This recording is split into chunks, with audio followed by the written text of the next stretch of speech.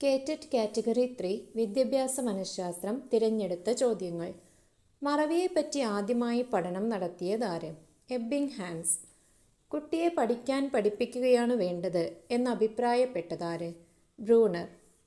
ശ്രമപരാജയ സിദ്ധാന്തം അല്ലെങ്കിൽ trial and error theory ആവിഷ്കരിച്ചത് തൊണ്ടേയ്ക്ക്. പിയാഷെയുടെ പ്രാഗ്മനോവ്യാപാര ഘട്ടത്തിന് തുല്യമായ ബ്രൂണറുടെ ബുദ്ധിവികാസ ഘട്ടം പ്രതീകാത്മക ഘട്ടം. ബുദ്ധിമാനം ഇൻ്റലിജൻസ് കോഷ്യന്റ് അല്ലെങ്കിൽ IQ ആദ്യമായി പ്രയോഗിച്ചത് Stanford Binet Terman in 1916. Micro teaching ആവിഷ്കരിച്ചത് D.W. അലൻ. യഥാർത്ഥ പഠനം വിവേകപൂർണമായ വിസ്മരണമാണ് എന്നഭിപ്രായപ്പെട്ടത് ആഡംസ്. സിൻഡാക്റ്റിക് സ്ട്രക്ചേഴ്സ് എന്ന കൃതിയുടെ കർത്താവ് നോം ചോംസ്കി. ഫ്രോയിഡിൻ്റെ അഭിപ്രായത്തിൽ മറവിക്കുള്ള പ്രധാന കാരണം ദമനം അല്ലെങ്കിൽ റിപ്രഷൻ. പിയാഷെയുടെ അഭിപ്രായത്തിൽ ഒരു കുട്ടിയിൽ ഭാഷയുടെയും വിചാരത്തിൻ്റെയും അടിത്തറയിടുന്ന ഘട്ടം ഇന്ദ്രിയജാലക ഘട്ടം. പിയാഷെയുടെ അഭിപ്രായത്തിൽ വൈജ്ഞാനിക വികാസത്തിന് ആധാരം സ്കീമകൾ. സമൂഹമിതി അല്ലെങ്കിൽ സോഷ്യോഗ്രാം ആവിഷ്കരിച്ചത് J.L. മോറിനോ. ക്രിയാഗവേഷണം അല്ലെങ്കിൽ ആക്ഷൻ റിസർച്ച് ആവിഷ്കരിച്ചത് സ്റ്റീഫൻ M. കോറി. ഭാവി ജീവിതത്തിനു വേണ്ടിയുള്ള തയ്യാറെടുപ്പല്ല, മറിച്ച് വിദ്യാഭ്യാസം അത് യഥാർത്ഥ ജീവിതം തന്നെയാണ് എന്നഭിപ്രായപ്പെട്ടത് ജോൺ ഡ്യൂയി. ഭാഷാ സ്വാധീനത വൈജ്ഞാനിക വികാസത്തിന് കാരണമാണ് എന്നഭിപ്രായപ്പെട്ടത് ബ്രൂണർ. കുട്ടിയുടെ ആദ്യത്തെ 3 വർഷത്തെ ഭാഷണം എപ്രകാരമായിരിക്കും? അഹം കേന്ദ്രീകൃതം. വളർച്ചയും വികാസവും ഏറ്റവും വേഗതയിൽ നടക്കുന്ന കാലഘട്ടം ശൈശവം. പഠനശ്രേണി ആവിഷ്കരിച്ചത് R.M. ഗാഗ്നെ. പ്രൊജക്റ്റ് രീതി ആവിഷ്കരിച്ചത് ജോൺ ഡ്യൂയി.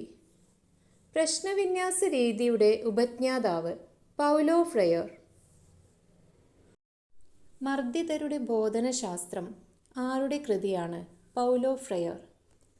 അധ്യാപകരുടെ വിദ്യാഭ്യാസം എന്ന ആശയം ആരുടേതാണ്? കിൽപാട്രിക്. പഠനത്തിലെ പ്രയാസങ്ങൾ ശാസ്ത്രീയമായി കണ്ടെത്തി പരിഹരിക്കാൻ തയ്യാറാക്കുന്ന ശോധകം നിദാന ശോധകം അല്ലെങ്കിൽ ഡയഗ്നോസ്റ്റിക് ടെസ്റ്റ്. ശിശുവിൻ്റെ കണ്ടെത്തൽ അല്ലെങ്കിൽ ഡിസ്കവറി ഓഫ് ദ ചൈൽഡ് എന്ന ഗ്രന്ഥത്തിൻ്റെ കർത്താവ് മോണ്ടിസോറി. വിദ്യാഭ്യാസത്തിലെ ഗവേഷണ രീതിയുമായി ബന്ധപ്പെട്ട ദർശനം പ്രായോഗികവാദം. വിദ്യാഭ്യാസത്തിൽ ജനാധിപത്യ മൂല്യങ്ങളുടെ വികാസത്തിന് പ്രത്യേക പ്രാധാന്യം നൽകിയ ചിന്തകൻ John Dewey. Foundations of Indian culture എന്ന പുസ്തകം രചിച്ചത് ശ്രീ അരവിന്ദ ഘോഷ്. ഒരു കുട്ടിയിൽ വായന, എഴുത്ത്, അക്ഷരവിന്യാസം എന്നിവയിൽ നേരിടുന്ന പഠന വൈകല്യമാണ് ഡിസ്ലെക്സിയ. ശരീരത്തിൻ്റെ ചലനങ്ങളെയും ഏകോപനത്തെയും ബാധിക്കുന്ന ഒരു വൈകല്യമാണ് ഡിസ്പ്രാക്സിയ. എഴുതാനുള്ള കഴിവിനെ ബാധിക്കുന്ന ഒരു പഠന വൈകല്യമാണ് ഡിസ്ഗ്രാഫിയ.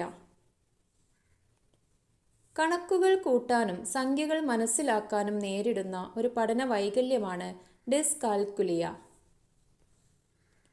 സംസാര ശൈലിയെ ബാധിക്കുന്ന അവസ്ഥയാണ് ഡിസാർത്രിയ.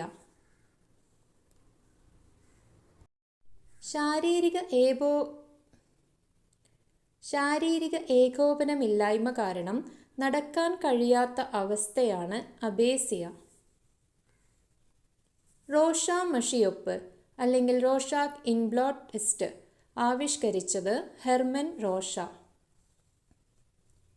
പ്രകരണ സംപ്രത്യക്ഷണ പരീക്ഷ അല്ലെങ്കിൽ തീമാറ്റിക് അപ്പർസെപ്ഷൻ ടെസ്റ്റ് ആവിഷ്കരിച്ചത് ഹെൻറി എ മൊറെയും ക്രിസ്റ്റ്യാന ഡി മോർഗനും ചേർന്ന്.